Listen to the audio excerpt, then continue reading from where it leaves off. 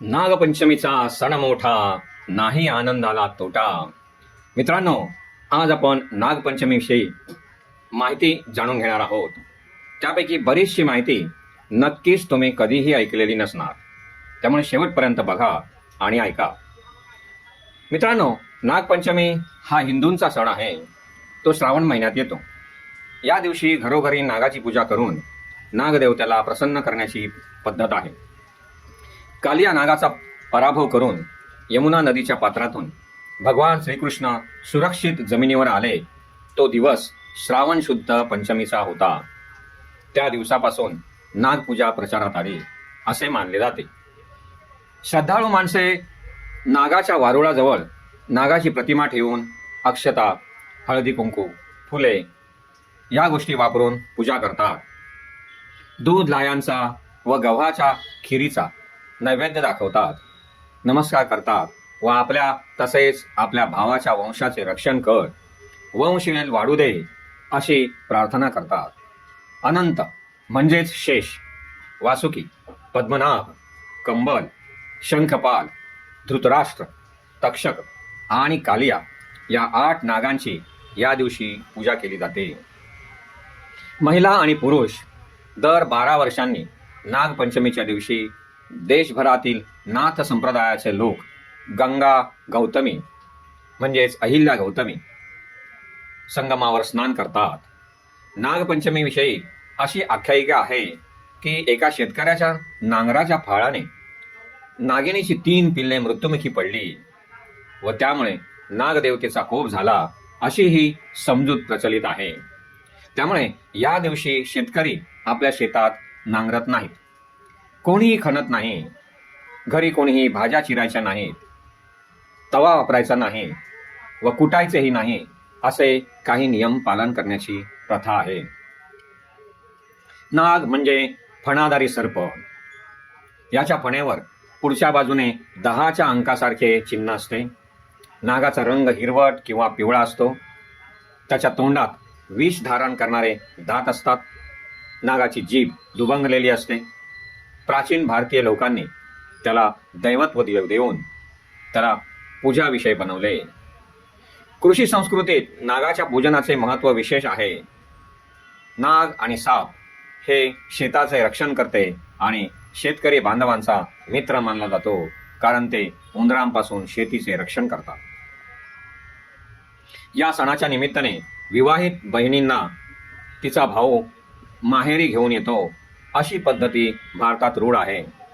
नागपंचमीला स्त्रिया व मुली झाडाला झोके बांधून गाणे म्हणत झोके घेतात. पूजेला जाण्यासाठी हाताला मेहंदी लावण्याची पद्धतही हौसेचा भाग म्हणून आलेली आहे. पूर्वी नागपंचमीच्या सणापूर्वी 7 ते 10 दिवस आधी गल्लीतील सर्व लहान थोर स्त्रिया एकत्र येऊन फेर धरून गाणी म्हणायच्या. जिम्मा फुगडी, पिंगा, काटवटकाना इत्यादी खेळ मनसोक्त खेळायच्या. खेळता खेळता उखाणे गाणी म्हणून मन मोकळं करायच्या. काही ठिकाणी नागाच्या वारुळापाशी महिला गाणी म्हणत जातात आणि वारुळाची पूजा करतात. भारताच्या काही प्रांतात नागपंचमीला पूर्वी जिवंत नागांची पूजा केली जात असे, परंतु आता मात्र नागाच्या प्रतिमांची पूजा केली जाते. दूध लाह्या ह्या माणसाच्या आवडीच्या गोष्टी नागांना दिल्या जातात, पण ते त्यांचे अन्न नाही हे लक्षात ठेवले पाहिजे. पावसाळ्यात तो माणसाच्या हिताचा आहार आहे, म्हणून नागालाही अर्पण करतात. सांगली जिल्ह्याच्या पश्चिमेला असलेला 32 शिराळा हा तालुका नागपंचमीच्या उत्सवासाठी प्रसिद्ध आहे. तेथील नागपंचमी खास असते. पूर्वी नागपंचमीचा उत्सव 32 शिराळाच्या मोठ्या प्रमाणात साजरा केला जायचा. तेव्हा नागपंचमीच्या 1 महिना आधी येथील नागमंडळे नाग पकडाच्या मोहिमेला निघत. हातात लांब काठी आणि नागाला ठेवण्यासाठी मडके असा लवाजमा घेऊन 5 ते 6 तरुणांचा ग्रुप मोहीम फत्ते करत असे. पकडलेल्या नाग, साप यांची नागपंचमी उत्सव संपेपर्यंत योग्य प्रकारे काळजी घेतली जाईल. नागपंचमीच्या दिवशी शिराळा गावात ग्रामदेवतेची पूजा करून साधारणपणे 100 ते 125 नागांची एकाच वेळी मिरवणूक काढली जाईल. त्यानंतर नागाचे खेळ आयोजित होत. सर्वात उंच फणा काढणारा नाग, सर्वात लांब नाग अशी नाग पकडणाऱ्या मंडळांना बक्षिसे मिळत. नागपंचमीस नागाचे खेळ पाहण्यासाठी हजारो नागरिक येत.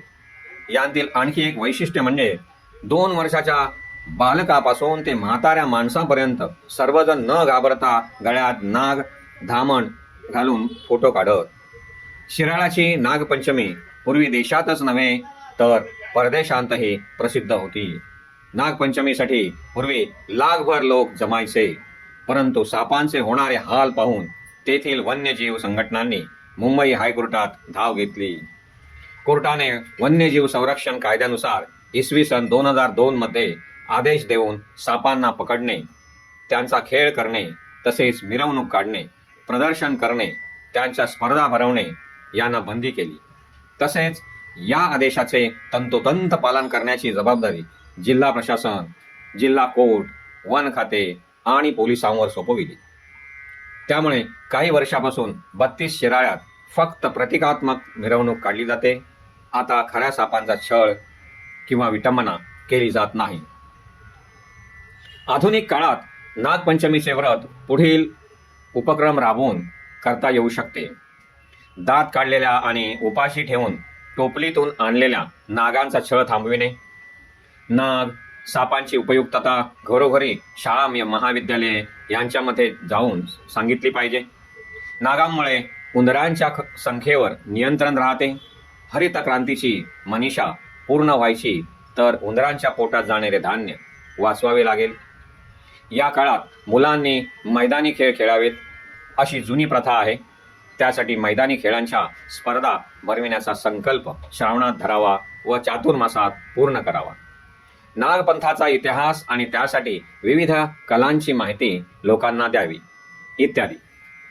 भारताच्या राजस्थान, गुजरात, केरळ, तामिळनाडू, महाराष्ट्र या राज्यात नागपंचमी उत्साहाने साजरी केली जाते. परदेशात प्राचीन ग्रीक आणि रोमन संस्कृतीत नागनृत्याचा फार प्रचार असलेला दिसून येतो. या नृत्याचा संबंध सर्जन शक्तीशी मानला जातो. नागाचा आणि पृथ्वीचा एकमेकांशी असलेला पवित्र संबंध या संस्कृतींनी मान्य केला आहे. तर मित्रांनो, ही झाली नागपंचमीविषयीची थोडक्यात माहिती. तुम्ही ती आवडीने ऐकलीत त्यासाठी धन्यवाद. प्रणाम.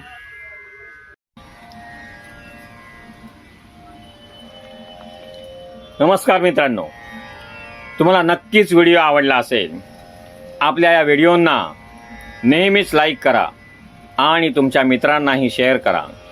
तसेच आपल्या या यूट्यूब चॅनलला सबस्क्राईब करा आणि बेल आयकॉनवर क्लिक केले नसेल तर आत्ताच करा, म्हणजे आपल्या नवीन व्हिडिओचे नोटिफिकेशन तुम्हाला वेळेवर मिळेल.